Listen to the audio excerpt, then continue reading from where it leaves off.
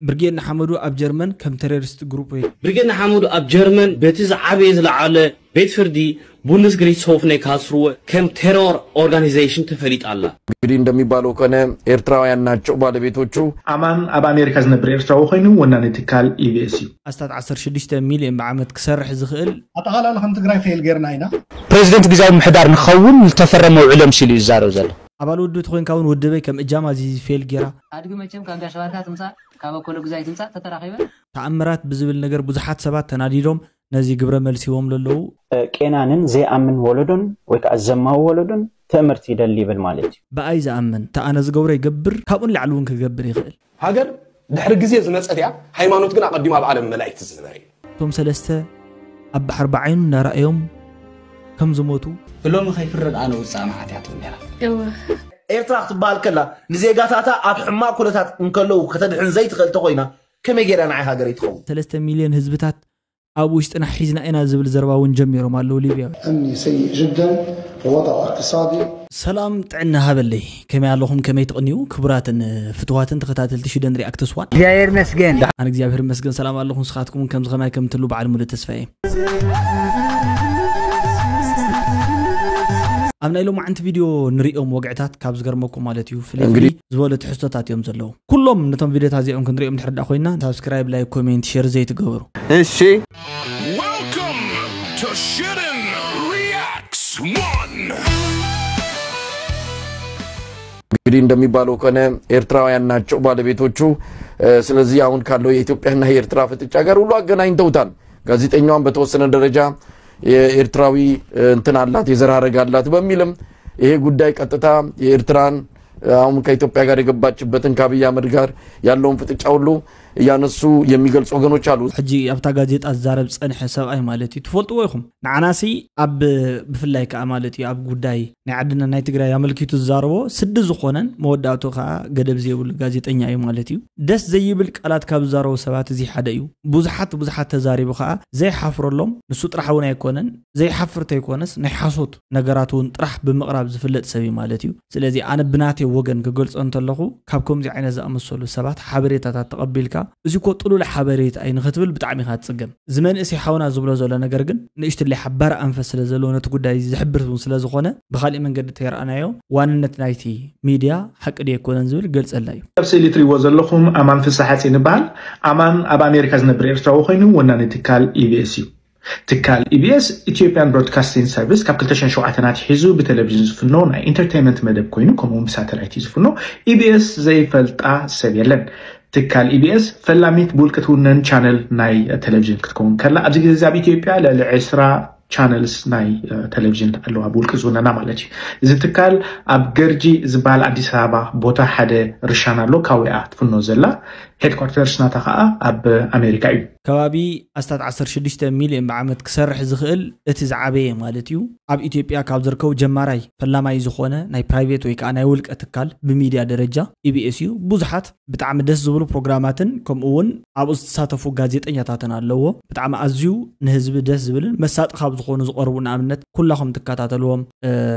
ናይ በዓል ሰይፉ ሾው ካልኦቶም እውን ማለት እዩ ዝተፈላለዩ ናይ ዘወትር ካልኦት ፕሮግራማት ብጣዕሚ ኣዝዮም ሰፋሕቲ ዝኾኑ እሞ ዘመናዊ ብዝኾነ ትስራሕ ንባዕሉ بزمناويان زخون سبا زمرح قد مثلا نت ميديا كاب قدمو جميرو بعضي صبو زخون نطفتا زنقساقس ميديا اي مالتيو ونانيو از تغلص حاونا بفرق غونو ኤርትራዊ ዕባ ኢትዮጵያው ኾን ይኽእል ደይኮን ይኽእል ከምቶም ካል ዘሎ ተኾይን ግን መንጓ ዝኾነ እዮም ዘሎ ማለት እዩ ትውልዱ ግን ብዝኾነ ይኹንሲ ትጉዳይ እዚ ምስ ይዘራኸብ ነገር ወላ ሓንቲ ስለዚ ይብሉ እቶም ዘተሓዙ ዘሎ ሰባት እዮም ቶም ሽግር ዝፈጥሩ ዘለዎ እምበር እቲ ሚድያ እንድሕር ጽቡቕ ፕሮግራም ዘመሓላልፍ ተኾይኑ ንፈቶ ኢና ዝመስረተ ይመስርቶ ብዘይገድስ ኤርትራውን ትዝመስርቶውን ወላ ሓንቲ ጸገም ይብልና ንዓና በወገና ማለት እዩ ንሓበሬታ ኢልና ናምጽና ዝባሃል ግን ኣብዚ ሕጂ ሰዓት ዝመጽ ወግዕታት ብጣዕሚ ዘስሕቁን እዮም ማለት እዩ ቀጸላ ጉድ ስምዑ ዘብል ጉዳይ ዘሎ እዚ አቢታዩ ዛሃቡን ይብል ቃሒልኖ ይብል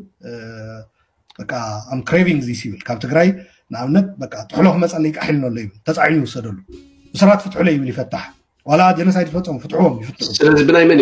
ቸም ጀኖሳይድ ፈጽሞም ተፈትሖም ዝባሃል ዘሎ ብናይ ምን ፈቃዲ ምን ተሓታት አጠቃላላ ከም ትግራይ ፌል ገርና ኢና ካብኡኻ ግዝያዊ ምምሕዳር ከም ግዝያዊ ምምሕዳር እዞም ስራት እዚኦም ፈትሑ ምስላዱ ዓብይ ጌጋ ፈጽሙ ከም ትግራይ ግን ነዚ ጉዳይ እዚ ሲሪየስሊ ዘይወሰናሉ ጉዳይ ገበን ተሓታትነት ዝተፈጸመ ገበን ፍትሒ ክመጽእ ከም ትግራይ ሸለል ዝበልና ኤሪያ እዩ ኢለ ዝወስዶ ኣነ ስለዚ ናብዲኣ ተወሳኺ ሓበሬታ ኣላታ ግን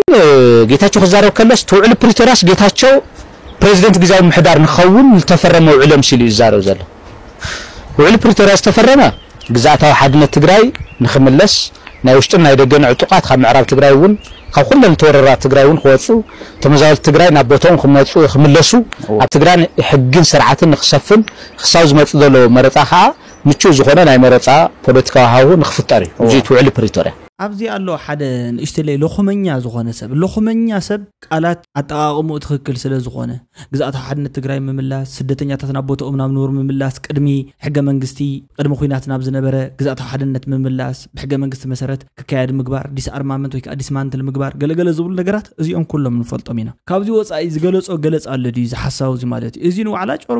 አጭበርባሪ እዩ ዝብሉ ኣነ መዋናበሪ ከምዚ ንኣብነት ንስኻ ንዕዳጋ ከይድካ ዝኾነ ነገር ክትገዝእ ምስ ደለኻ ኣቴንሽን بمسرق ليابولو مأخل يسرقوها مالتي دس بولو نجر يسرقو كاباخس attention كسرقو ليابولو كم أتوم كويني اسم عن حونازي لمن تا انتلكمني طلوب زخونه زتقلب حساب كديما نزلو حساب نتليكا كو تزارب تقيل خال حنت شجري ولا جن لعلن تحت نزبل تماله بسرخب قال لو ما عند زي تركبوا له حساب مو حنت سرعه راح يدقف وعلى بريتوريا سلام زي خمس نحرد اخوين ناتك اجام تا ينيرو زي تزارب انا كم اجامي زي فيل جيره ابال ود تخوين كون ودبي كم اجاما زي فيل جيره كم هزود ما زي جيرنا لنا تنقبر نيرنا كمزي بزي مقبرنا زترف نجر كمزي تنقبر جن كم سلازخ النقبر نابزو اللي خات خدمبر تنتنا ليلك حاجه انا بزع وعلى بريتوريا وزي ما خات تنتنا لي فولت اون لهم كما يتكبري منهم ما يسقل لهم يلسا انت الى 26 ورح 3 منغست جيرمن بس منغست دنمارك كوينو عاب مقعتي اب لعلوت حلفتنا بريغيدنا حمدو فصيمو بريغيدنا حمدو اب جيرمن بيتز عابيز لعله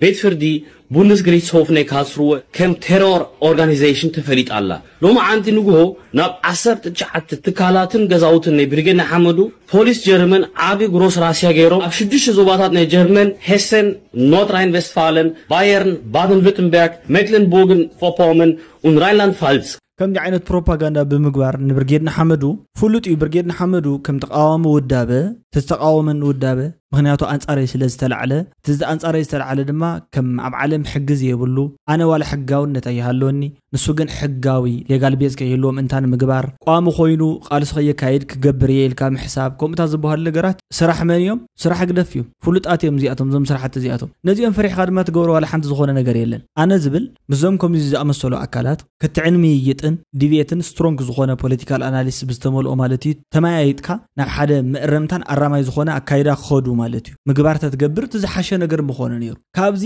በአንጻሩ ጠጠው ዝበለ ሓሳብኩም ኩሉ ግዜ ከምዚ ዝኣመሰለ ሓሳባት ሒዝኩም ትመፁ ሰባት ነቲ ሓደ ስለዚ እሰርና ነቲ ሓደ ስለዚ ቀተልና ይኹም እንዳበልካ ትኸይድ ንሕርዳ ኮይንካ ግን በቃ ስጋኣቲኻ ጥራሕ ትወለድ ዘለኻ ጅግናውን ትፈጥሪኻ ዘለኻ ሞት ፕሮብሌም እዩ ዓርሱ ካለ ፕሮብሌም ሰብ ናብ ቤት ጽሕፈት ምኻድ ገለ ገዲፎስ ተነእዱግ ነንባዕለን ክሳድ ንክሳድ ክትሓኻኻሪና ንዕበሉ ሰብ ምፍቃር ካብ ሓሻ ንሳተ እና ንፋቐር ኢለን ኣድጊ መቸም ካብ ጋሻባርካ ትምፃእ ካብ ኮሎ ግዛይ ትምፃእ ተተራኺበን ዝታተነን ዝተሓኻኻ ንሕና ግን ካበይ ሀዚ ያዱ ተጠንቀቀሉ እንኳ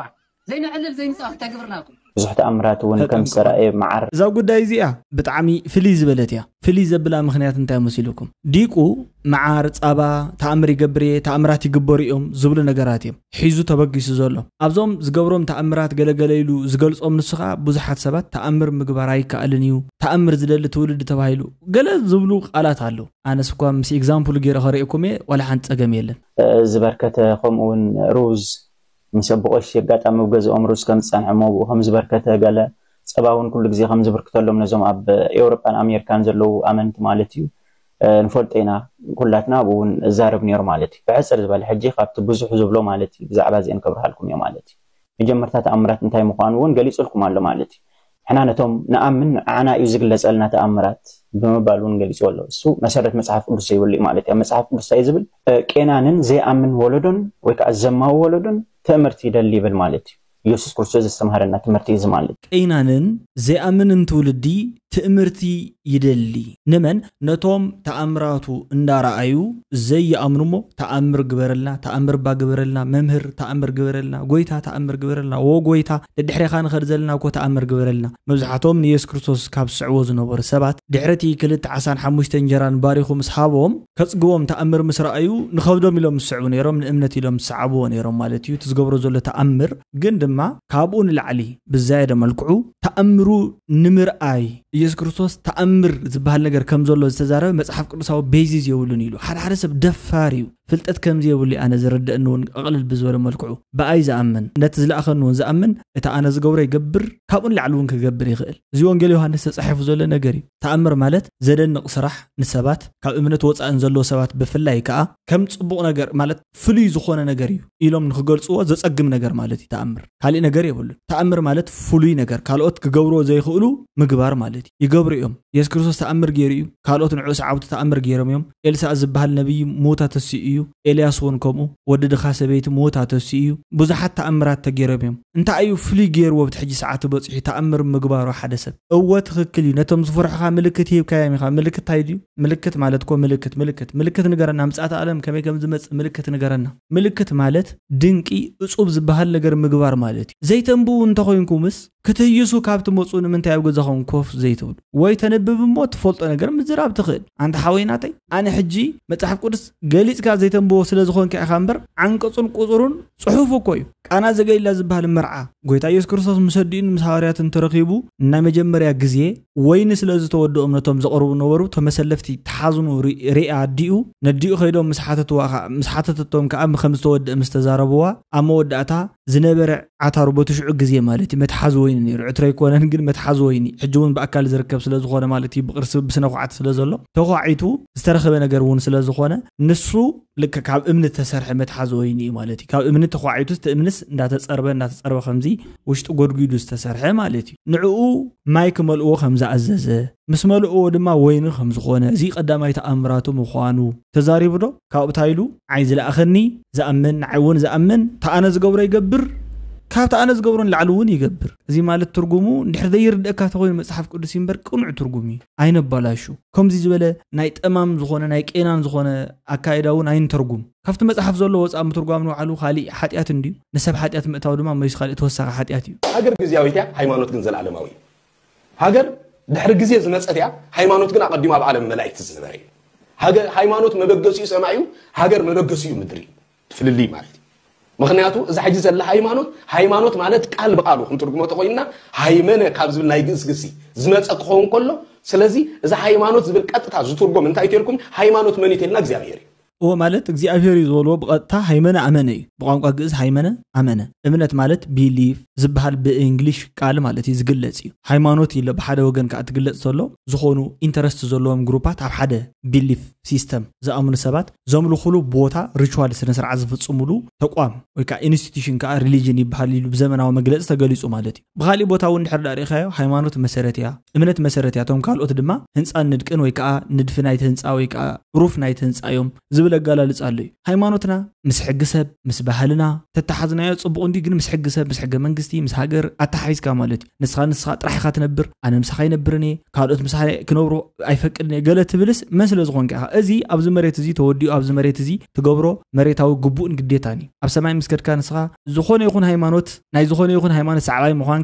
كذا إحنا كوال حنت نجر زبهلنا قريلن سعباي سلا زخون كذا يكون كاتس تدحنس نتوم جبرم تبهال كام نجر سلا تجبرهم يوم هيمانوت زلوا سبب ما نحرد أمنة لك أخوينا بحكي تأزازات يخا تحلو كافتم تأزازات حدا بس أجامع قلنا خان تصفعك بيمان يحبوا نزبل قالنا قدف كان سخان النبع الخا اختبار عنده علكا أما ودأتون نايزي أبانديرا نبيت كريستيان تقول نايزي أيتخون النبلك خالي علماوي تنتناتات كتنتنن أو علماوي دليل تحيل كاختنبر ندا فقر كان هاللغة صباح تايتبل بهيمانتك كدحني هيمانتك محرنيو نهيمانتك يستنكفكم زي تغيرو قال زبل قالاتي موصو مالتي زم ولادنا زولو مخري أبوتي سلازي هيمانوت مالك እግዚአብሔር ከመዓስ ነይሩ ዓለም ድሕሪ ፍጣራ ዲ ነይሩ ተና ኖ ኣይኮነን እግዚአብሔር አቀዲሙ ዝነበረ አምላኽ እዩ እዛ ጉዳይ ብጣዕሚ ደስ ይላትኒ ማለት ናይ መምህር ጀበል ምኽሪ ኩሉ ሰብ ይዝፈቶ ደስ ይዝብለና ምሽ ክንምከር እንተለና ዝገልጹ ሓሳብ ኣሎ ወይ ብጣዕሚ ዝምስጠኩም ርግጸኛ ወኔ ኣነ ደስ ከም ዝብለኩ ኤሮጳ ዝኸደስ ቀልጢፎም ከምዚ ወርቂ ዝቐብሉ ኮይኑ ይስምዓና ብኸመይ ኤሮጳ ግን በዞም ብዘስተውዕሉ ከቢድ እዩ أبرد خاتنبر مناتشو كتفلطو أبتتنقق يمزلو أوروباويان مالتي أبزي قلنا نفض أبتتنقق مالتي حقي زنبرم زل حل الناس اللي زينبرم سلام تلكاسنا ونجل وصله و How are you nice? How did you go? أبي تفكرنا تخكلي اتناي منبر جبل زول زربا لشلي قرص ابيلي نمنتا اقواريص مسيلكم زخونا ماخل كزربا تيرسع خوا زخونا تاب حلنا خمص تيلكا تكفلو زخونا مصحف اندامبوكو نيره اتي مصحف كا غراጫ ቃጭሎች ይዝባል ቀደም ይተጻحፉ አዳም ረታ ዝባል ፍሉጥ ጻሐፈ ላ ኢትዮጵያ ጻሐፈ መጽሐፊው እጂ ናብ አዲስ አበባ አመጣው ክታአቱ ከለኻ ንሰብ ዝኾነ ሰላም ንሕርዳ ኢልካ ቀደም ተሰብቱ ኣብ ከተማ ማለት እዩ ታይ ኮይኑ ታይ ሸጊሮ ታይ ተጸጊሙ ገለይሉ ይዝሪኤካ እዚ ማለት ምስተባህሊ ዘይከይድ ነገር እዩ ባህል ወለድና حنا حدرك እግዚአብሔር ይመስገን ዋላ ኣብ መንገድ ንዝራእኻዮ እንስሳን ጥራሕዮም ተታፋኒኖም ዝሓልፉ ንሱውን ተተኻርዮም ተዘይ ተኻርዮም ድማ ቀሲሎም ስቂሎም ዝሓልፉ ስለዚ ንግሆ ንሕና ክንትስእኸለና ኣምላኽና ነመስግነሉ ወይ ከዓ ድሕና ምሕዳርና ንገልጸሉ ነገር ሲ ድሕና ሓዲርካ ኢኻ ትበሃል ድሕና ሓዲርካ ከመይ ኣለኻ ሃሪ ተልክያ ዝኾነ ሰብ ዝኾነ ነገር ካሓተኒ ኢሉ ይጽበየካ ይዝብለና ዘሎ ተዘይ ኮይኑ ግን ንስኻ ድሕና ሓዲርካ ብምባልካ ከም ክብረት ከም ባህሊ ከም እምነት ገይሩ ዝወስደ ሰብ የለን እዚ ድማ ትክክለኛ ኣጋላልጻ እዩ ካብቲ ሓደ ፍሉይ ዝኾነ ባህል ወለድና ንሕና ትንግሆ ተሲእና ንህቦ ናይ ፈጣሪና ግራቲቲዩድ ኣመንጎኡ ከዓ ሰላማዊ መዓልቲ ንኽውዕልና ንገብሮ ናይ ንግሆ ተሲእና ልምምድ የድልየና ዝኾነ ሞቲቬሽናል ስፒከር መጽዩ ማለት እዩ ሎም ንግሆ በረድ ጌርካ ትሕጸብ ገጽካ ከምዚ ክትገብረለካ እዚ ክትለማመደለካ 12 ሪትም ግዛዕ ኣብዚ ትወቅዓለካ ገለ ዝብለካ ባህል ወለድና ተለማመድ ጸገም ይብልካ ንግሆ ትትስእ ብሩኽ መዓልቲ ውዕለ ንግሆ ታይልካ ትጽሊ ገጽካ ትሕጸብ ንዝረኸብካ ሰብ ድሕና ድሓዲርኩም ከመይ ኣለኹም ድሕና ዲኹም ቆልዓ ኩለይ እንዳበልካ ኺድ ሰላማዊ መዓልቲ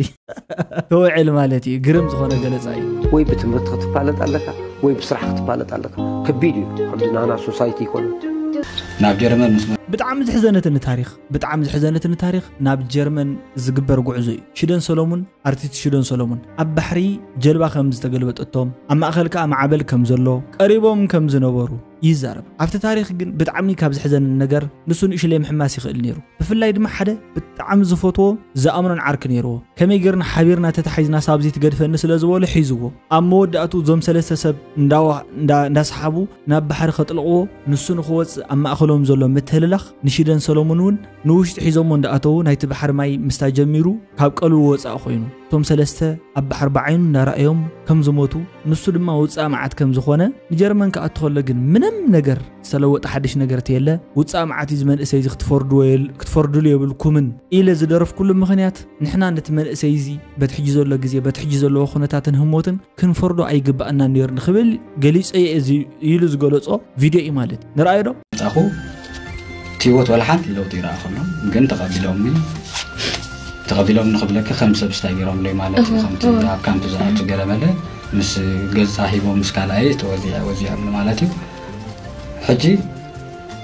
ገና ዋና እዚ ታሪክ ዝኸለኹ ክዳውንተይ ከቀየርኩ ከለኹ ክፍረድ ጀሚረ ምክንያቱ ኣነ ነቲ ኣነ ዘሕለፍክዎ ታሪክ ኣብ ውሽጢ ጥራሕ ገይረዮ ምክንያቱ ነቶም ንዓይ ዝፈልጡ ተነገርክዎም ብኡ እንድሕር ሕማቕ ተተሰምዖም ትርጉም የብሉ ከመይ ኣቲኻ ፅቡቕ ድሓን እዩ ከም ሰብኣት መታወይ ስለዘይተረፈኒ ክነግሮም ኣይመረፅኩ ምናልባት ስለዘይፈልጡ ክኾኑ ይኽእሉ ዝሓፍክዋ እታ ደርፊ ክጅምራ ከለኹ ብሎሚ ከይፍረድ ኣነ ውፃእ መዓትያቱ ነይራ ብዙሕ ተተንክፈኒ ናይ መወዳእታ ክፋል ናይታ ደርፊ ኣብቲ ህርመት በዚኣ ገይረ ጀሚረ ናይ ብሓቂ ኸ እዩ እዚ መንእሰይ ብሎሚ ክፍረድ የብሉ ህይወት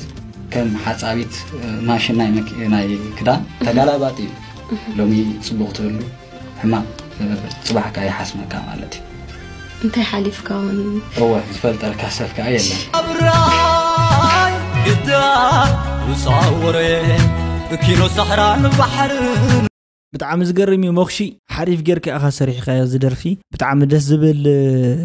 اقلالص اجيرك اخا غلص كيانته غدايون وصامعتي انا يتفرودني يزبل مخشي شدن مجمريا غزي انا شدن زبحال سب باكار رخيب يفلطن ترخيب كان صبو تزي كوينو دما مخشي صبو صراحيو انكو فطار محركا انكو عوصاكا نسخاون نتامر رينا بتعم تغريمنا مالتيو ناتكا تاريخسي فليو بقى غريمني انا حسابكم اي صبيو نيرا يفلطنو نيرا بهم ايكونكم زفلطن نيرا تاريخ ግን ብጣዕሚ ዝሕዘነኒ ብፍላይ ንእሽትለይ ኣተሪፋቶም ጌራ ካብቲ ባሕሪ ንኽወፁ እዞም ሰለስተ ኣሕዋት ንሱ እውን ንባዕሉ ብዘይቀሉ ዋላ ይኹን እምበር ኣጋጣሚ ከም ዝረኸበ ናብ ደንደስ ባሕሪ ከም ዝተፀግዐን ከም ዝረኸበን እዩ ዝገልጽ ህግደፍሲ ካብ ሶማልያ ክትሓምቁ ይብሉ ኣሎ ማለት ዋና ሰኣን ህዝቢ እምበር ዘለና ኢሎም 145 ናይ ሶማል ሲቲዘን ዘለዎም ሰባት ኣብ ሊብያ ድሕሪ ነዊሕ እዋን ክጋፍዑ እዚ ከቢድ ዝኾነ ቻሌንጅስን ከጋጥሞም ድሕሪ ምጽንሖም ናብ ሃገሮም ከም ዝተመልሱ ኣብ ኦፊሻል ኣካውንቶም ኣፍሊጦም ኣለዉ ኣብዚ ሰዓት እዚ ከምቲ ናይ ኩለን መንግስታት ዝግበር ዘሎ መንግስቲ ኤርትራ እውን ዜጋታተይ ኣብ ልዕሊ ዜጋታተይ ዝኾነ ዓይነት ዝወርድ ናይዚ ሳዕቤን ዝተሓታቲ ኢሉ መግለፂ ክኸውፅእ ክኽእል ኣለዎ ከመይ ገይሩ ኦፊሻሊ ትካላዊ ዝኾነ ዘራረባ ገይሩ ይዛረብ ንሶም ይፈልጥዎ መንግስቲ ኤርትራ ነዚ ጉዳይ እዚ ክዛረበሉ ኢልካ ትፅብሕ ሓደ ሰብ ዘለኹም ብጣዕሚ ትሕዝኑን ሰባት ኢኹም ማለት እዩ ንምንታይ ዶ ትብሉ እቲ መግለፂ እዚ ከውፅኦ እንተዝኸውን መጀመርያ ዞም መናእሰይ እዚኣቶም ተሰደድሉ እኮ ሓደ ምክንያት ኣለዎ ሱቕ ኢሎም በርደግ ኢሎም ተሰዲዶም ኣይኮኑን ኣብዚ በፂሖም ዝተሰደድሉ ምክንያት ካብ ዓዶም ስለዘይረሃቦምን ስለዘይመቸዎም ወይ ከዓ ዝኾነ ሕማቕ ነገር ዝበሃል ነገር ኣሎ ኣብ ዓዶም ዘጋጠሞም ዝበፅሖም ካብዚ ተበጊሶም ድማ ናብ ካሊእ ዓዲ ክስደዱ ክኢሎም እታ መሰደዲቶምን መሕለፊ መንገዲትን ከዓ እቲ ዓዲ እዚኣ ስለዝኾነት ኣብቲ ዓዲ እዚኣ ብዙሕ ፀገማት የጋጥሞም ኣሎ ካብ ዘጋጥሞም ዘሎ ወይ መንግስቲ ዓለም ሓገዝ ይሓግዘና ተዘይ ኮይኑ ግን ንሕና ዓቕሚ የብልናን 3 ሚልዮን ህዝብታት ኣብ ውሽጥና ሒዝና ኢና ዝብል ዘረባ እውን ጀሚሮም ኣለዉ ሊብያውያን እዚ ጉዳይ እዚ መንግስቲ ዓለም ንክሕግዞም ወይ ከዓ ናይ ዩኤን መንግስቲ ሓገዝን ርዳእታን ክህቦም ካልኦት ኣካላት እውን ክሕግዝዎም እዮም ትፅቢት ዝገብሩ ተርኢናቶም ዩኤስኤድ ካልኦት ዝበሃሉ ትካላት ድማ በትሕጂ ዘሎ ናይ ፖለቲካ ምንፅልላውን ሓደጋታት እውን ዳርጋ ብዙሕ ሳዕቤናት እናወረዶም እንዳተዓፀው እውን ኣብ ድንግዝግዝ ኣብ ህልም ውልዕ ማለት እዩ እዮም ዝርከቡ እዚ ጉዳይ እዚ ድማ ኣዝዩ ብጣዕሚ ከቢድን ሃሳይን ዝኾነ ጉዳይ እዩ ከምዚ ኢልኩም ክትዛረቡ እንተለኹም ንስኻትኩም ድምፂ ኾኑ ኣብዚ ዘለኹም ዓዲ እውን ውፁ ሰላማዊ ሰልፊ ግበሩ ዝኽኣልኩም ሰላማዊ ሰልፊ ግበሩ ናይ ሓቂ ዛረብ ዘለኹ መንግስቲ ድምፂ ክኾኖም እዩ ድምፂ እንተዝኾኖም ኣብ ዓዶም እንተለዉ ድምፂ ምኾኖም ነይሩ ክሳብ ሕጂ እውን ክፀንሕ ኣይግባእን ዝኾነ ይኹን መንግስቲ ከምዚ ዝኣኽሉ ዜጋታትካ ግን ሓላፍነት ኣይወስደሎም እኔ ብትግራይ ይስደዱ ዘለዉ ስደተኛታትኩም ተባሂሎም ተተዘሪብዎም መልመፅቲ ሽሓነ ናይ ወያነ እምዚኣቶም ግደፍዎም ዋላ ሓንቲ ፀገም ይበሃል የለን ኣብ ዓድና ግን ንሳቶም ፀጊቦም እዮም ከይዶም ዝተባሃሉ ሰባት ሕጂ ከይዱ ኣይፀገቡን እዮም ነይሮም ብጥሜት እዮም ተሰዲዶም ክብለና ኢልኩም ትፅቢት ትገብሩ ሰባት ኣለኹም ንዓኻትኩም እዩ ዝምልከት እታ ካልአይቲ ንሕና ከም ሕብረተሰብ ኣብ ዓለም ዘለና ኤርትራውያን ኣብ ልዕሊ ዜጋታትና ዝኾነ ዓይነት ነገር ንኸይወርድ ክንኩንን ኣለና ስምዑ ነግረኩም ሃገር ክበሃል ከሎ ወይ ኤርትራ ክትበሃል ከላ ንዜጋታታ ኣብ ሕማቕ ኩነታት እንከለዉ ከተድሕን ዘይትኽእል ተኾይና كما جيران عي هاجري تخو جراميو أبي بعد سلطان ليبيا ليبيا زلوا خساب 3 مليون سدتنيا تتنا هاجرهم نابكال هاجرات كسدد اللهم حبرة أوروبا أون حجز جبرلنا اللو بحسر زبالزي أتزربا نحن نجتمع كثيرا ونتكلم كثيرا والأفعال قليلة جدا أنا حنتكلم عن المشكلة بكل وضوح لأن ما تمر به بلاد ليبيا من وضع أمني سيء جدا ووضع اقتصادي وطبعا بعض المشاكل التي تحصل كبيديو نزيخا دمص مخاني زدلي حجون تخاتاتا لزبل رئيته يزلني نايلوم عن فيديو نزي زمسل نيرو سامو وداتا مدب هناص زخونه رئيتو እንዳጽحفكم ወይ ከዓ ክትጽሕፉ እንዳተዳለኹም ሳብስክራይብ እውን ጌርኩም ይኹም ላይክ እውን ጌርኩም ይኹም ነቲ ቪድዮ ኮሜንት ክትጽሕፉን ሼር ክትገብሩኒ መወዳእታ ዝላወኩም ኢሊ እዛምን እምበር ክሳብ ሕጅስ ሳብስክራይብ ተይገበርና ንሰማዕ ኣለና ላይክ ተይገበርና አይናት ቪድዮ ንሰምዑ ዘለና ዝብል አይ ዶንት ኖ ከም ዝበለ ሰብ ይህል ኢሊ ኣይግምትን ምክንያቱ መቀረት ዘለዎ ትክክለኛ ዝኮነ ቪድዮ እንድሕር ሒዘልኩም መጺ لوام كانوا خونوا لكم يمنه شاو دحنا قنيوتا good light دحنا حضرت حواتي ما نتيو